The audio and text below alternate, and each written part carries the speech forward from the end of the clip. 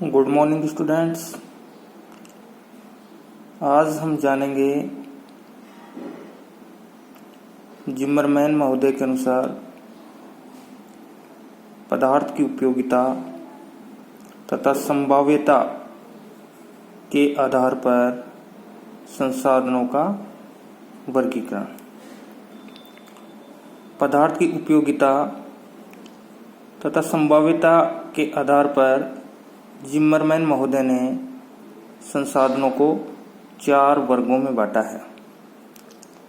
पहला वर्ग है अप्रयुक्त संसाधन। संसाधनों का दूसरा वर्ग है अप्रयोजनीय संसाधन। संसाधनों का तीसरा वर्ग है संभाव्य संसाधन। और आप देख सकते हैं संसाधनों का चतुर्थ वर्ग है अज्ञात या गुप्त संसाधन। सर्वप्रथम बात करेंगे अप्रयुक्त संसाधन।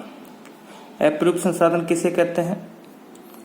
आप देखिए, वह तत्व या पदार्थ जो मनुष्य के लिए उपयोगी है किंतु अभी तक उसका उपयोग नहीं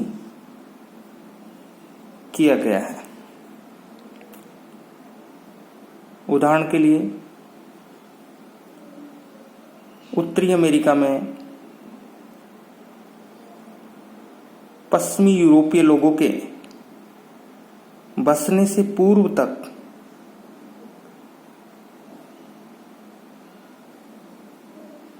हजारों वर्षों तक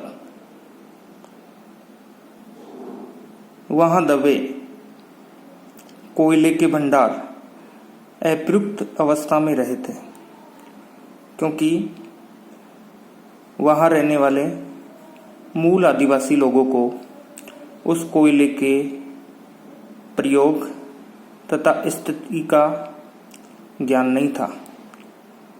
उसका प्रयोग यूरोप से जाकर बसे लोगों ने किया। तो यानी कि जब तक यूरोपीय लोग वहां जाकर बसे और उसका प्रयोग करना शुरू किया, उससे पहले की स्थिति में वहां वो कोयले के भंडार अप्रयुक्त संसाधनों की श्रेणी में थे। ठीक है, अब हम देखते हैं नंबर 2 पे अप्रयोजनीय संसाधन। अप्रयोजनीय संसाधन किसे कहेंगे? अप्रयोजनीय संसाधन वह तत्व या पदार्थ है जिसे वर्तमान तकनीकी और हमारे ज्ञान के आधार पर निकट भविष्य में उपयोग में नहीं लाया जा सकता। यानी कि फिलहाल जो हमारे पास जो तकनीकी है और ज्ञान है, उस ज्ञान और तकनीकी के आधार पर उस तत्व या उस पदार्थ को निकट समय में उपयोग में नहीं लाया जा सकता है। जैसे उदाहरण के लिए महत्वपूर्ण खनिजों की जो खाने हैं, जैसे सोना, चांदी, हीरा,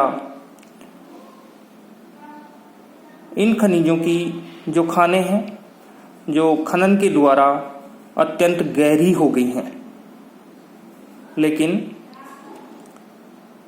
उनकी गहराई इतनी हो गई है कि वर्तमान तकनीक के द्वारा अब उन खानों से खनिज प्राप्त करना मुश्किल है। इसलिए अब उन खानों के अंदर बचा हुआ पदार्थ, तत्व या संसाधन कहें, वो अब हमारे लिए अप्रयोजनीय हो गया है, क्योंकि खाने इतनी गहरी हो गई हैं कि वर्तमान जो हमारे पास टेक्नोलॉजी है, ज्ञान है, उसके आधार पर अब उसको हम प्राप्त नहीं कर सकते या उससे इससे ज़्यादा उन खानों को और अधिक गहरा नहीं किया जा सकता। आगे बढ़ते हम देखेंगे तीसरे नंबर पे है पदार्थ की उपयोगिता तथा संभाव्यता के आधार पर संसाधनों का वर्ग है संभाव्य संसाधन। आप देख सकते हैं वह तत्व या पदार्थ जिनका उपयोग निकट भविष्य में किया जा सकता है। आप समझ सकते हैं कि वह कोई भी तत्व या पदार्थ जिसका उपयोग हम आने वाले समय में आसानी से कर सकते हैं। उदाहरण के लिए आप देख सकते हो कि भारत में जो बहने वाली नदियां हैं, भारत की भूमि पर बहने वाली जो नदियां हैं, उन नदियों के जल में जल विद्युत की जो संभावना है उसका उपयोग हम निकट समय में कर सकते हैं। भारत के बहुत से क्षेत्रों में ऐसी नदियां हैं जिनसे बहने वाले जल का मात्र, या यूं कहें कि उनकी जल विद्युत की क्षमता का मात्र 2 या 3% भाग ही हम उपयोग में ला रहे हैं या प्रयोग कर पा रहे हैं। तो इसलिए हम उस क्षमता को 2 या 3% से उठा करके 80-90% तक हम उसको निकट भविष्य में ले जा सकते हैं। इसलिए इस तरीके के जो तत्व या पदार्थ हैं उन संसाधनों को संभाव्य संसाधनों की श्रेणी में रखा जाता है। संसाधनों का चौथा वर्ग है अज्ञात या गुप्त संसाधन।